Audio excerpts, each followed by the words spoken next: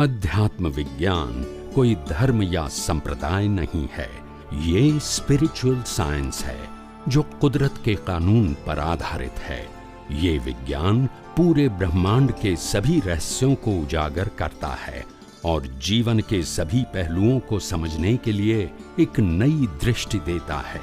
इसी को art of vision कहते हैं, दुनिया को देखने की एक नई दृष्टि, जो अध्यात्म विज्ञानी परम पूज्य स्वामी श्री कमलेशानंद जी के निर्देशन में सनातन सत्य का अनुसंधान कर हमारे जीवन को प्रकाशित करे। जय सच्चिदानंद। जय सच्चिदानंद। जैसे कि मेरा प्रश्न था कि मैंने सत्संग में सुना कि अर्जुन जी को उस जन्म में स्पष्ट वेदन था। तो हमको ये समझ में आता है कि अगर उनको स्पष्ट वेदन था और केवल दर्शन के हाई लेवल तक वो अगर पहुंच चुके थे, तो उनको आत्मा के संबंध में कृष्ण जी से उनको इतना कंफ्यूजन क्यों था कि आत्मा के प्रति, और उन्होंने केवल दर्शन जब हो जाता है तो फिर केवल ज्ञान के लिए अगला भाव लेना पड़ता है, तो उनको आत्मा के प्रति इतना कंफ्यूजन क्यों था? तुम्हारा प्रश्न ये है कि अगर राम मोक्ष में गए तो फिर युद्ध क्यों किया?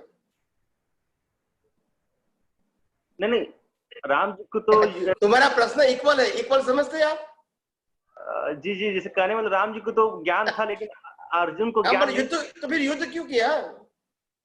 कृष्ण जी को बताना पड़ा ना, अर्जुन को ज्ञान देना पड़ा ना। नहीं, मैं राम की बात करता हूँ जी। अगर राम ज्ञानी थे तो फिर युद्ध क्यों किया? युद्ध करना कोई ज्ञान की बात है? क्योंकि वो उनका उदय कर्म था। That's it. मैं आपके मुंह से उत्तर सुनना चाहता था। तो ये अर्जुन का उदय कर्म नहीं हो सकता है? प्रश्न करना वो, युद्ध करना वो उदय कर्म है और प्रश्न करना उदय कर्म नहीं है। तो जैसे कि अब हमारे अंदर कंफ्यूजन है, तो उसको दूर करने के लिए तो पूछना पड़ेगा। तो कंफ्यूजन दो प्रकार के होते हैं। कंफ्यूजन होते हैं जब हम अज्ञानी होते हैं तो भी कंफ्यूजन होते हैं, और ज्ञान होने के बाद भी कंफ्यूजन होता है, वो उदय कर्म होता है, पुरुषार्थ नहीं होता है फिर। तो इसका मतलब वो मतलब एक तरह का नाटक ही था। 100% नाटक। वैसे भी हमारी लाइफ नाटक ही है। अच्छा। उसमें से सारे निकालना है, और सार निकाल सकते हैं तो बस आप ज्ञानी है, नहीं निकाल सकते तो आप अज्ञानी है। जी। कुदरत ने तो साफ बोल दिया कि जन्म से मौत तक न शरीर तुम्हारा है, न संपत्ति तुम्हारी है, न साधन तुम्हारा है, न सत्ता तुम्हारी है, न कुछ तुम्हारा है। फिर भी तुम मेरा मेरा करके मर जाते हैं। आपको मालूम तो है कि छोड़ना तो है, तो नाटक नहीं तो और क्या है? जी। अगर इस जीवन में हम कुछ ले जाते हैं तो हम समझेंगे कि कुछ सच्ची बात है। ये तो नाटक ही तो है। जो नाटक में मिलता है वो नाटक में छोड़ के जाना होता है। नाटक में कोई राम बनता है, कृष्ण बनता है, कोई महावीर बनता है, कोई सीता बनेगा, कोई अर्जुन बनेगा, कोई रावण बनेगा। उसको मालूम है कि दिस इज ओनली ड्रामा। जी। वो भी ड्रामा है, लाइफ भी ड्रामा है। कुदरत के तहत ये सच्चा ड्रामा है। ये तो बनाया हुआ ड्रामा है, पर तुम्हारे लिए तो सच्चा ड्रामा है। मगर है ड्रामा, कुछ भी नहीं ले जा सकते हो आप। जी। आपका बॉडी भी नहीं ले जा सकते हो। यस के नो? यस। और फिर भी हम इसको अच्छा सच्चा मानेंगे, यही तो भ्रांति है। जी। यही तो भ्रांति है, यही तो भ्रांति निकालना है। जी। अभी मेरा प्रकृति को बदलना वो हमारा सब्जेक्ट नहीं है, भ्रांति को मिटाना वो हमारा सब्जेक्ट है। जी। तो अभी मेरा पुरुषार्थ यही चल रहा है कि किसी भी संजोग में मैं अपने आप को शुद्धात्मा देखता हूँ और सामने वाले व्यक्ति को आसार कुदरत की रचना में देखता हूँ। तो यही पुरुषार्थ मेरा चले तो आगे के लिए मेरे उपयोगी रहेंगे। हाँ, जी। अपना मूल पुरुषार्थ तो यही है कि मैं मन वचन काया से मुक्त, चेतन, अविनाशी और तमाम प्रकार के अनंत शक्ति वाला ऐसा शुद्धात्मा हूँ। और मन वचन काया की अवस्था मात्र, from birth to death, it is only कुदरती रचना। और 5 इंद्रियों से अनुभव में आती हुई पूरी सृष्टि वो भी कुदरती रचना है। तो इसमें मेरे को प्राप्त करना या लॉस करना सवाल ही नहीं है। न कुछ अचीव करना है, न कुछ लूज करना है, क्योंकि पहले भी कुदरत का था, अभी भी कुदरत का है, और बाद में भी कुदरत का ही रहेगा। कुदरत का ही रहेगा। तो हम मेरा करते मर जाते हैं, राग पे साथ में ले जाते हैं, और जो मेरा किया वो छोड़ के जाते हैं।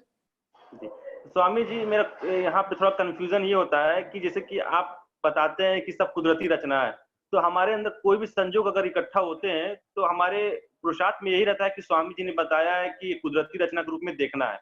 लेकिन ये तो श्रद्धा की बात हो गई। अगर हमको साइंटिफिक तरीके से समझना है कि वास्तव में ये कुदरती रचना ही है, तो इसको कैसे समझा जाए?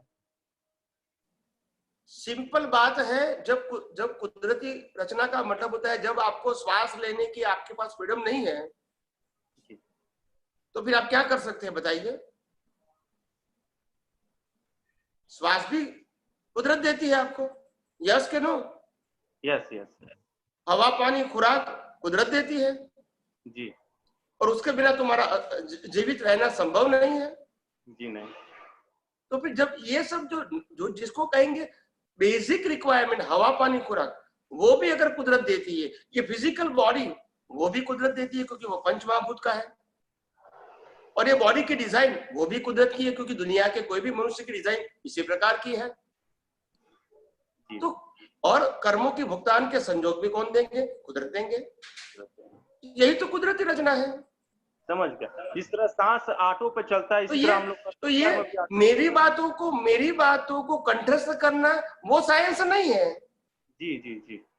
साइंस का मतलब होता है you know the fact through this word, through this principle. आपको सनातन सत्य आपकी समझ में आता है, वो साइंस है। शब्द साइंस नहीं है, विजन साइंस है। शब्द तो साइंस को प्रेजेंट करने का माध्यम है। जी जी समझ। क्योंकि समझाने के लिए तो यही रास्ता है ना, और कैसे समझाऊंगा आपको? जी जी जी सही बात। धन्यवाद। आज रामकृष्ण महावीर को भी जो भी अनुभव हुआ वो जब एक्सप्लेन करेंगे तो शब्द से ही करेंगे। जी हाँ। और तो कोई रास्ता नहीं है। जी नहीं। मगर शब्द वो अनुभूति नहीं है। जी जी। अनुभूति के आधार से वो अनुभव प्रेजेंट करने का माध्यम वर्ड्स है, मगर word is equal to not experience. जी जी। इसमें से आपको शब्दों के माध्यम से, सिद्धांत के माध्यम से आपको अनुभव की ओर जाना है, शब्दों को पकड़ना नहीं है। अगर आप शब्दों पकड़ लिया तो आपका ग्रोथ होना संभव नहीं है। समझ में आया? जी जी समझ में आ गया, क्लियर ही आ गया। Okay okay. जय सच्चिदानंद। जय सच्चिदानंद।